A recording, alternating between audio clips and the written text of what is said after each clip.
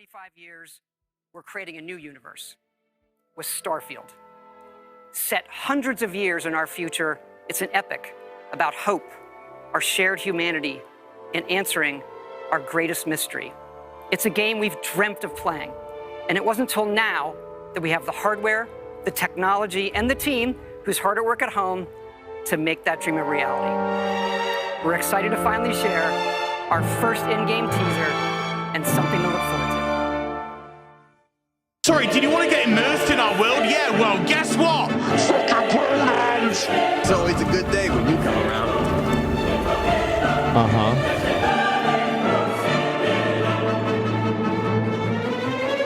Fast travel, walk over, cutscene. Fast travel, talk to this person. Fast travel, go talk to this person.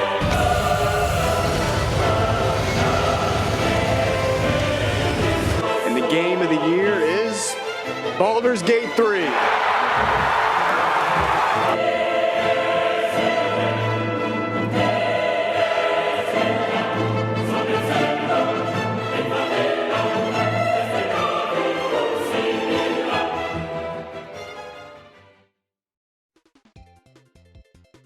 I finally decided to play Starfield for the first time a few weeks ago, and I gotta say, man, I'm really fucking conflicted. Sometimes I fucking hate the game, sometimes I love it, sometimes I feel like the criticism surrounding it is completely unfair, and sometimes I think about pressing the forbidden button. I just simply cannot have a consistent opinion of the game no matter what I do, and I think part of the reason is that depending on which questline, which companion, and which build you choose, you can drastically change the amount of fun you will get from playing the game. You chose the UC Vanguard questline with Vasco and a long-range build, good for you, you're probably going to have a great time. You fucked up and you chose a Constellation questline with Sarah as a companion in a melee build, remember this number, man, you're gonna need it. The result of this randomness in quality is that Starfield became an extremely divisive game from the start, and proof of this is that if you look on Xbox it's rated 3 stars, you look on Metacritic it's got a different rating, you look on Steam and everyone thinks it's mid, and then according to Amazon it's a masterpiece.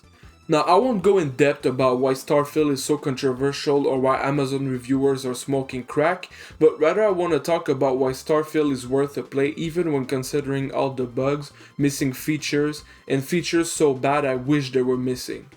Stop right there, Ensign. There's been word of suspicious behavior from someone matching your description. No, you match the description. No, you match the description. No, you match the description. Help!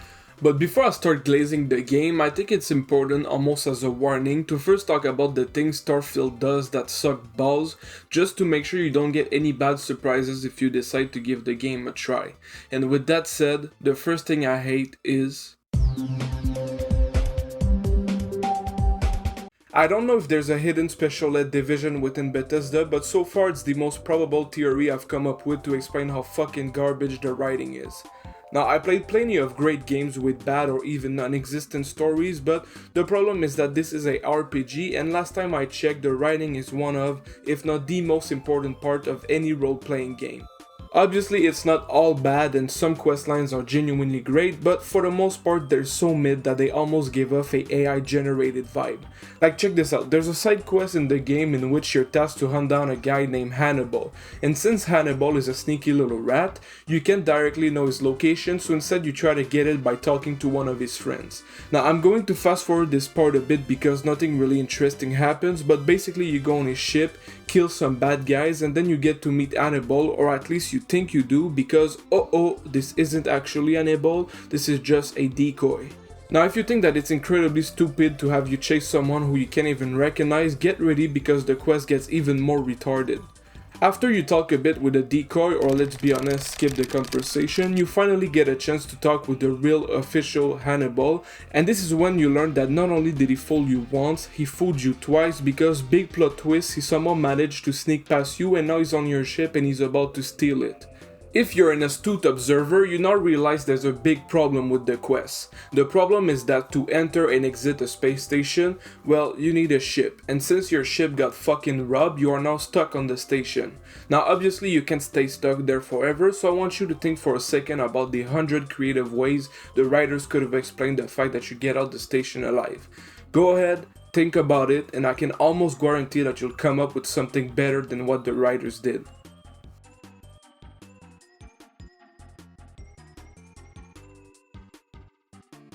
Hannibal gives you a ship. This is not a joke. Not only does he kindly gives you a free ship, he also gives you supplies and a rare mineral extractor. If you puked in your mouth a little, it's normal.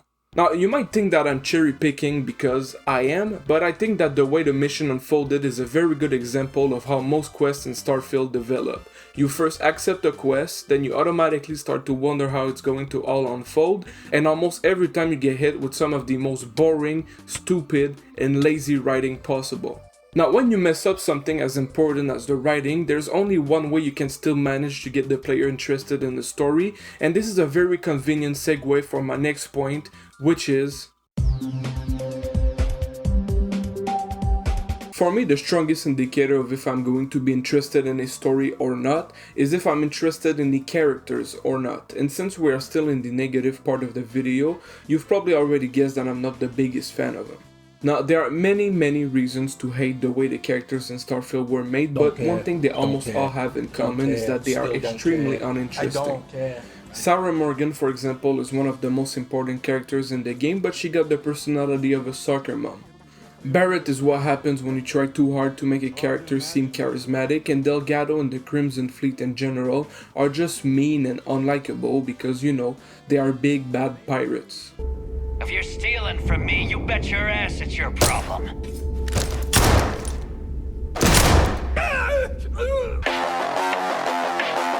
Overall, the best way I can really explain it is that almost every character in Starfield has a random NPC vibe to them, that is, even if they are extremely important to the plot. Like, you know they fucked up bad when one of the characters I like the most is Vae Victis, a guy who's responsible for the death of an entire city. Vae Victis is not a great character by any means, but at least he got something going on, you know, like there's a little bit of complexity and funk to him that is completely absent in most other characters. The ironic part is that the game tries very hard to make it as obvious as possible that this guy is an enemy, but newsflash Bethesda, turns out morally grey characters are more interesting than yes men and NPCs that exist for the sole purpose of sucking your dick. Even though I clowned a lot of characters in the last couple minutes, I think it's important to state that they will never suck as much as the characters that I don't remember, which turns out is 99.9% of them. What's the name of that super important character at the start of the game again? Don't remember. What's the story of this character, or this one, or that one? Don't know, don't care, and to be honest, I'm not even sure if they have one. The worst part is that these are not like some random NPCs that I picked randomly, these are some of the ones you spend the most time with in the entire game. I mean, I'm not even exaggerating, you'll find more memorable characters in the first minute of Red Dead Redemption 2's story than in the entirety of Starfield's. Now, I'm not blind to the fact that this is an extremely subjective take and that, you know, this might just be a me problem, but I highly doubt it since a single Google search led me to dozens of posts talking about the same thing I'm complaining about right now. So, yeah, long story short, the characters fucking suck, and this might be a hot take, but I honestly believe that if Starfield didn't shit the bed when it comes to making anyone memorable, today the game would probably be regarded as a solid RPG. To explain where I'm coming from with this, I think it's the perfect time to finally talk about what Starfield actually does well, and more importantly, what the game didn't mess up. And without further ado... Alright, so I'm now realizing that maybe spending the last 10 minutes talking about why I fucking despise the game probably wasn't the wisest decision, because now I gotta convince you that everything you just heard is now irrelevant. Basically, like, really the whole reason why I think the game is still worth playing really comes down to two things: the amount of content and the world. When it comes to content, even the most relentless and passionate Starfield haters got to admit that there's a fuck ton of things to do in the game. Hundreds of quests, thousands of planets to explore, multiple joinable factions, shipbuilding mechanics, base building mechanics, base management mechanics. You get the point. Like, there's a ridiculous amount of content, and thankfully a big chunk of it is actually pretty good. Even though I talked a lot of smack about the writing, when it comes to side quests and their own little micro stories, I got to admit they did a pretty good job. For example, there's a faction in the game called the UC Vanguard, and if you decide to join them, you basically get access to a 5-hour long questline that's better than the whole main story. In the span of 5 hours, you discover a new creature called the Terramorph. You get told that they're supposed to be instinct and that they fuck so much they can reproduce to the point of killing the entire human race across the galaxy. You're then made aware that, whoopsies, the whole reason why we know all of this is because it already happened before and that there was a massive government cover-up. Did you get the time to process all the information? No? Well, fuck you anyways, because the biggest city in the game is under attack now and you need to protect it. You then proceed to save the entire galaxy in the next missions, and as a reward you get a citizenship card and a free penthouse. 5 hours, bro. All of this happened in 5 hours. And by the way, if you're still not satisfied, well, good news, because that was only 1 out of 4 factions, and if you add the Constellation faction, which is the main story, you're looking at around 40 hours of content. But let's say, for the sake of the argument, that somehow you're still not satisfied. Well, good old Todd got you covered, because you still got like 150 side quests to complete, 1,700 planets to explore, 300 ships to acquire, and on top of that, if you really like the game, there's even a story DLC. I don't know what kind of slavery happened at Bethesda for the game to be that massive, but yeah, when I said that the game had a shitload of content, I wasn't kidding. Now, one thing about everything I just said is that it's basically worthless if the world in which you experience all of the content is garbage. And this is where my opinion completely differs from what the consensus is. The general consensus is that Starfield's world is a little bit shallow and underwhelming. However, I don't know if it's because I played a lot of games with bad worlds or something, but I simply completely disagree. I won't lie to you, there's a lot of planets out there with straight up nothing interesting on them. Plus, I got to admit that having to go through a loading screen every time you land is annoying as fuck. But there's something about the atmosphere of the game that immersed me in a way that I really wasn't expecting. I'm not sure if it's because of how absurdly good the game can look at times, or if it's because of the little details like the fact that you can find multiple real landmarks in the game, but the vibes are kind of awesome, especially in the first 15 to 20 hours when you first discover everything. One thing that you're going to discover early on is the cities, and I got to say I was pretty impressed by how many they are and how different they are from each other. You got New Atlantis, which is the biggest city in the game but also the least interesting one in my opinion. Then you got Aquila City, a smaller town with a western theme and with people that wear cowboy hats for some reason. Also there's Neon, and it's probably my favorite city because I'm a literal fiend for the cyberpunk aesthetic, but I gotta warn you, never ever go to that fucking nightclub.